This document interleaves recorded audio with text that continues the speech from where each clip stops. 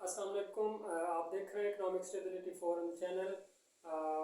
आज हम एक नई सीरीज़ स्टार्ट करने वाले हैं इकोनोमेट्रिक्स की। इकोनोमेट्रिक्स में चूँकि बहुत सारे स्टूडेंट्स जो है वो डिफ़िकल्टी फील करते हैं, लिहाजा हमारी कोशिश होगी कि इकोनोमेट्रिक्स के बहुत सारे टॉपिक्स को हम कवर करने की कोशिश करें। तो इसके लिए चूँकि एक स्टैंडर्ड बुक जो आमतौर पर यूनिवर्सिटीज़ में या कॉलेजेस में पढ़ाई जाती है इकोनोमेट्रिक्स की, वो दमोदार गुजराती की बुक है। तो गुजराती की बुक का ही हम चैप्टर नंबर 1 स्टार्ट करने लगे हैं। उम्मीद है कि आपको ये वीडियोस इनसे काफ़ी ज़्यादा फ़ायदा होगा और बहुत कुछ आप इससे लर्न करेंगे। तो गुजराती की जो बुक है उसका हम चैप्टर नंबर 1 स्टार्ट कर रहे हैं और इकोनोमेट्रिक्स क्या है और इसकी मेथडोलॉजी क्या है, आज हम ये देखेंगे। तो चलिए स्टार्ट करते हैं। सबसे पहले व्हाट इज़ इकोनोमेट्रिक्स। स्टूडेंट्स क्योंकि जो इकोनॉमिक्स के स्टूडेंट्स हैं या दूसरे डिसिप्लिन के हैं, एमबीए के हैं या एमकॉम के हैं, अगर उनकी इकोनोमेट्रिक्स की बुक है, या क्योंकि इकोनॉमिक्स वाले ज़्यादा इसको बेहतर तरीके से अंडरस्टैंड करते हैं, लेकिन अगर कोई दूसरे डिसिप्लिन के हैं जैसे एमबीए के या एमकॉम के या कोई भी दूसरा डिसिप्लिन के हैं जिनकी इकोनोमेट्रिक्स कोई एक सिंगल एक सब्जेक्ट है जिनका, तो इसमें आप ये देखें उनके लिए इकोनोमेट्रिक्स जो है वो थोड़ी सी डिफ़िकल्ट होती है, क्योंकि इकोनॉमिक्स वालों को पता होता है कि इकोनोमेट्रिक्स में हमने किस तरीके से चलना है। एमबीए और एमकॉम के जो स्टूडेंट्स होते हैं उनको इकोनोमेट्रिक्स में इतनी ज़्यादा ग्रिप नहीं होती। ठीक है, तो हम ये देखेंगे, इस तरीके से हम इसको एक्सप्लेन करने की कोशिश करेंगे कि तमाम स्टूडेंट्स के लिए जो वीडियो है वो क्या हो, यूजफुल साबित हो। Okay, what is econometrics. जो इकानो है, econo means economics and metrics means measurement. जो इकोनॉमिक्स में हम मेजरमेंट करते हैं वो हम इस सब्जेक्ट में करते हैं इकोनोमेट्रिक्स में। तो इसका जो लफ्जी मतलब क्या होगा, मेजरमेंट इन इकोनॉमिक्स, कि इकोनॉमिक्स में मेजरमेंट करने के लिए हम इस सब्जेक्ट में देखते हैं कि हम मेजरमेंट जो है वो किस तरीके से कर सकते हैं। अब इकोनॉमिक्स के जो स्टूडेंट हैं वो अच्छी तरह जानते हैं कि इकोनॉमिक्स में डिफरेंट वेरिएबल होते हैं, डिफरेंट फैक्टर्स होते हैं, जस्ट लाइक अनएम्प्लॉयमेंट है, पॉवर्टी है, लिटरेसी रेट है और इसके अलावा जीडीपी है। ठीक है, so there are lot of variables और फैक्टर्स जिनको लेते हुए हम क्या करते हैं, जिनको या तो हमें उन वेरिएबल्स की मेजरमेंट करनी होती है या उन वेरिएबल्स के दरमियान रिलेशनशिप देखने के लिए हमें मेजरमेंट करनी है। So there are different objectives of measurement. तो मेजरमेंट करने के लिए हम कौन सा सब्जेक्ट यूज करते हैं, इकोनोमेट्रिक्स। और ये हमें मुश्किल क्यों लगती है, उसकी वजह क्या है। Econometrics is a combination of maths, stats and economics. जो इकोनोमेट्रिक्स है इसमें मैथ भी इन्वॉल्व होती है, स्टैट्स भी इन्वॉल्व होती है और इकोनॉमिक्स भी इन्वॉल्व होती है।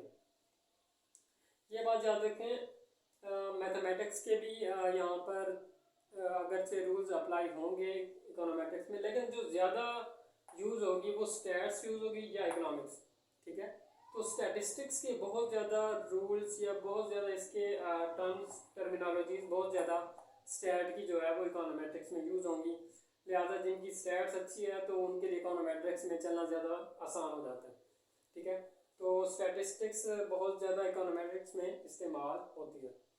अब जो सबसे पहला टॉपिक हमारा है कि जो हम मेजरमेंट करते हैं इकोनॉमिक्स में उसका तरीक़ाकार क्या होगा, हम किस तरीके से मेजरमेंट करेंगे, हमारा पहला स्टेप क्या होगा, दूसरा क्या होगा, तीसरा क्या होगा, चौथा क्या होगा, पांचवा क्या होगा, हमारा तरीक़ाकार क्या होगा, हम किस तरीके से मेजरमेंट करेंगे।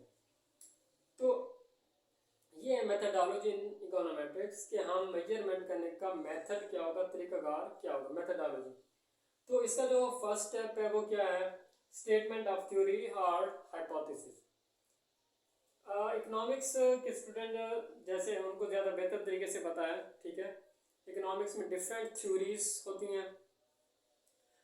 जो डिफरेंट इकोनॉमिस्ट जो हैं वो डिफरेंट थ्योरीज देते हैं। ठीक है, जिसमें माइक्रो इकोनॉमिक्स में बहुत सारी थ्योरीज हैं, मैक्रो इकोनॉमिक्स में भी काफ़ी सारी थ्योरीज आती हैं। तो वो जो थ्योरीज होती हैं वो क्या होती हैं, कोई ना कोई ख्याल होता है, कोई नज़रिया होता है, कोई सोच होती है, ठीक है। वो क्या किया जाता है, वो इकोनॉमिस्ट अपनी बुक्स में प्रेजेंट करते हैं, वो थ्योरीज फिर आगे जो है वो फेमस हो जाती हैं। तो जब भी हम कोई भी मेजरमेंट करने लगते हैं तो हम उसकी बैकग्राउंड थ्योरी देखते हैं। कोई भी वेरिएबल के दरमियान आपस में कोई से दो वेरिएबल या दो से ज़्यादा वेरिएबल्स का रिलेशनशिप जब हमने देखना है तो सबसे पहले हम उसकी बैकग्राउंड थ्योरी हमें देखनी होगी कि उसकी बैकग्राउंड थ्योरी क्या है। तो सबसे पहले आपको ये डिफाइन करना पड़ेगा कि थ्योरी आप कौन सी लेकर चल रहे हैं। यहाँ पे एज एन एग्जांपल के तौर पर केन्स थ्योरी ऑफ कंजप्शन हम ले रहे हैं, जैसे कि आपकी गुजराती की बुक में है कि इनकम के राइज करने से कंजप्शन क्या करती है, राइज करती है। केन्स ने क्या कहा था, जब ये चूँकि हम मैक्रो इकोनॉमिक्स का ये टॉपिक है, ठीक है, केन्स की थ्योरी ऑफ कंजप्शन, तो मैक्रो लेवल पे जब इनकम बढ़ती है तो ओवरऑल जो कंजप्शन होती है वो क्या होती है, इनकम होती है। जब बहुत सारे लोगों की इनकम बढ़ेगी तो वो क्या करेंगे, ज़्यादा खर्च करेंगे, ज़्यादा पैसा लगाएंगे, मुख्तलिफ अशिया खरीदेंगे, ठीक है, मार्केट से, तो कंजप्शन क्या होगी, बढ़ेगी। तो ये बेसिक थ्योरी जो केन्स ने दी।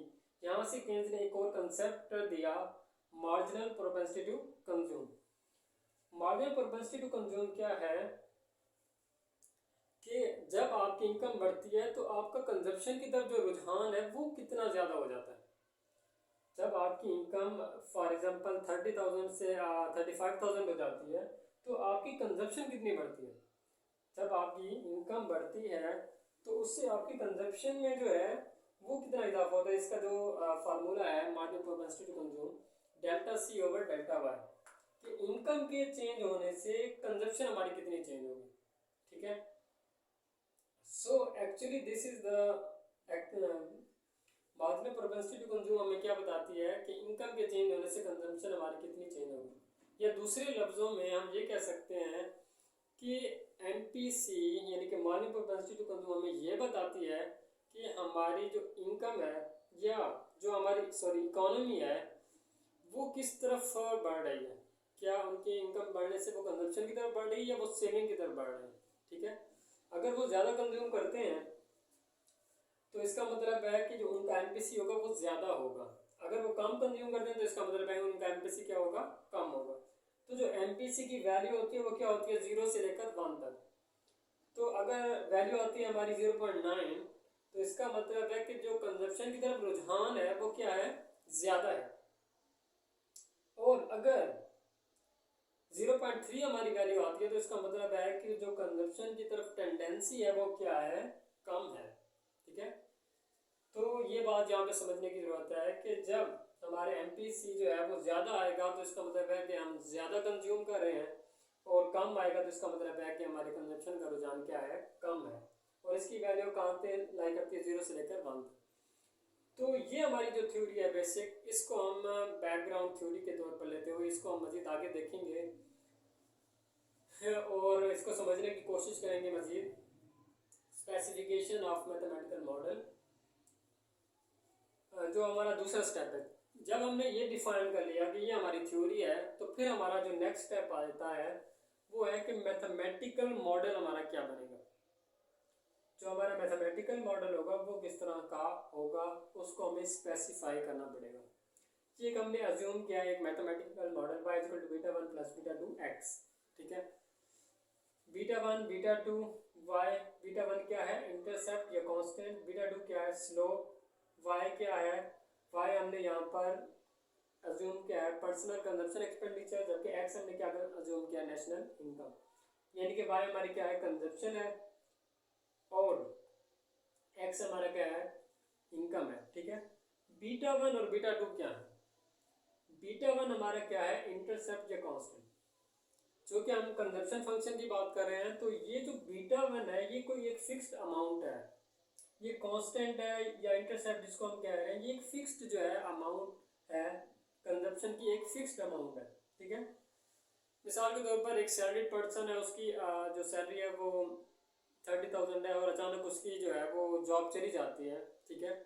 तो तब भी उसने कुछ ना कुछ कंज्यूम करना है, चाहे वो लोन लेकर करे, चाहे कुछ घर की चीज़ें बेच कर करे, तो उसने अपनी कंजप्शन कुछ ना कुछ उसकी फिक्स कंजप्शन है जो उसने करनी ही करनी है, ठीक है, लाजमी। तो ये जो बीटा वन है ये क्या है, फिक्स्ड कंजप्शन है, कोई एक फिक्स्ड फिगर है, ठीक है। यहाँ पर हमने इसको डायग्रामेटिकली यहाँ पर देखा है कि जीरो से लेकर यहाँ तक जो पार्ट है वो क्या है हमारा, बीटा वन है जो कि कांस्टेंट है, और ये जो लाइन है ये जा रही है, इसका मतलब क्या है कि हमारी इनकम के बढ़ने के साथ साथ हमारी जो कंजप्शन है वो क्या हो रही है, राइज हो रही है। यानी कि इनकम बढ़ेगी तो कंजप्शन हमारी क्या होगी, बढ़ेगी। आमतौर पर जो इकोनॉमी में हमने बिहेवियर देखा है वो क्या है कि जब हमारी इनकम बढ़ती है तो हमारी कंजप्शन क्या होती है, बढ़ती है। लिहाजा जो कर्व है हमारा वो क्या है, अपवर्ड है, कि इनकम के बढ़ने के साथ कंजप्शन बढ़ रही है। तो ये बात हमें समझ में आ गई, जो बीटा वन है ये कांस्टेंट है, फिक्स कंजप्शन है, जबकि बीटा टू क्या है, ये स्लोप को शो कर रही है। ये वही चीज़ है डेल्टा सी और डेल्टा वाई जो हमने एमपीसी यहाँ पर, ठीक है। तो मार्जिनल प्रोपेंसिटी को कैसे पता चलता है, इसकी स्लोप से पता चलेगा, ठीक है, कि इनकम के चेंज होने से हमारी ये इनकम है और ये हमारी क्या है, कंजप्शन, कि इनकम के चेंज होने से हमारी कंजप्शन में कितना फर्क आ रहा है। तो अगर इनकम एक यूनिट चेंज होती है तो कंजप्शन कितनी चेंज होगी, वो हमें कैसे पता चलेगा, बीटा टू से पता चलेगा। बीटा टू क्या है, इसकी स्लोप है, जबकि वाई क्या है, कंजप्शन है, और एक्स क्या है, हमारी इनकम है, ठीक है। तो एक्स और वाई का रिलेशनशिप हम क्या देखना चाहते हैं, मालूम करना चाहते हैं।